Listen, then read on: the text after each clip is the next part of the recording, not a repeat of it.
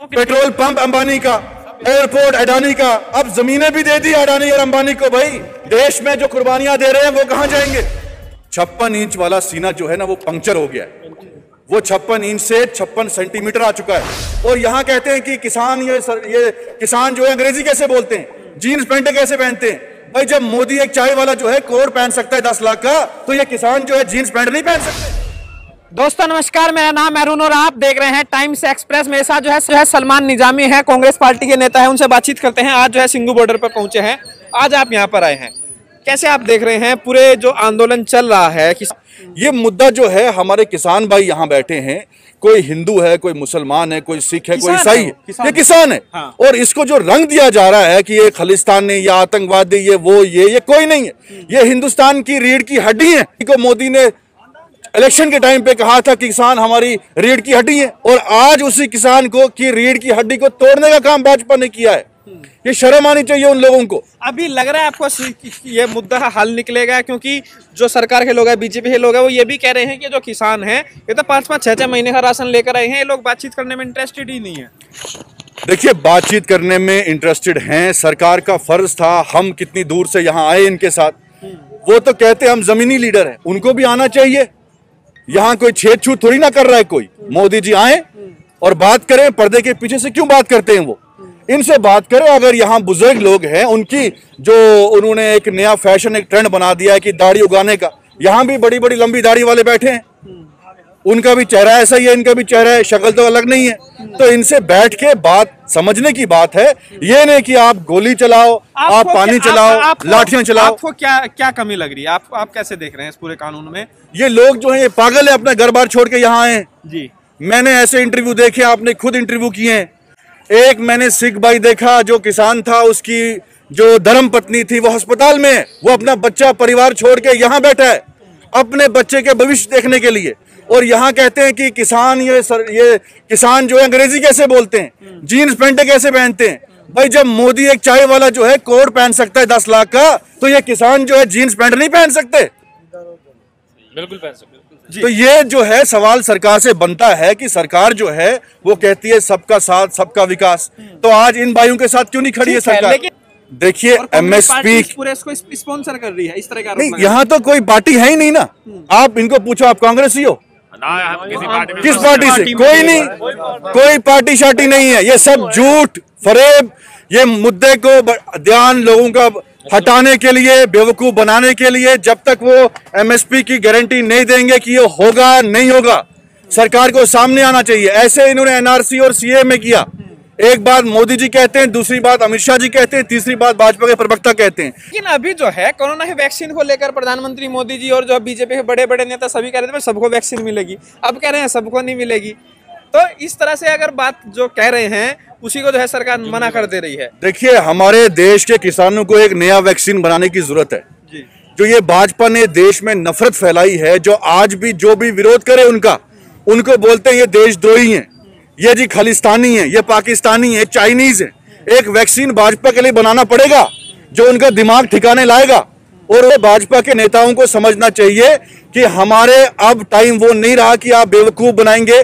यहाँ जितने भी युवा हैं वो एजुकेटेड हैं, भाजपा की तरह अनपढ़ नहीं है।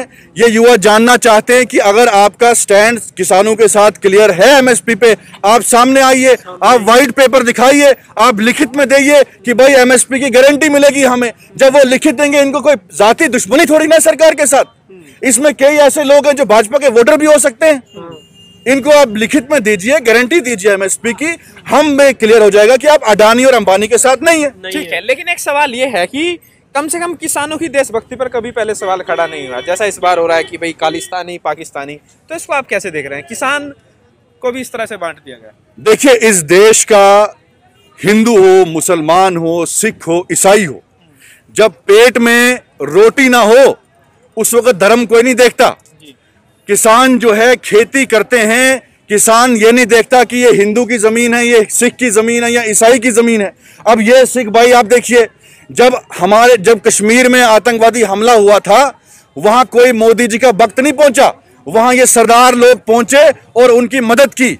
जब कोई भी मसला होता है देश में, वहां सिख लोग सामने आते हैं और लोगों की मदद करते हैं, चाहे उसमें हिंदू हो, सिख हो, ईसाई हो।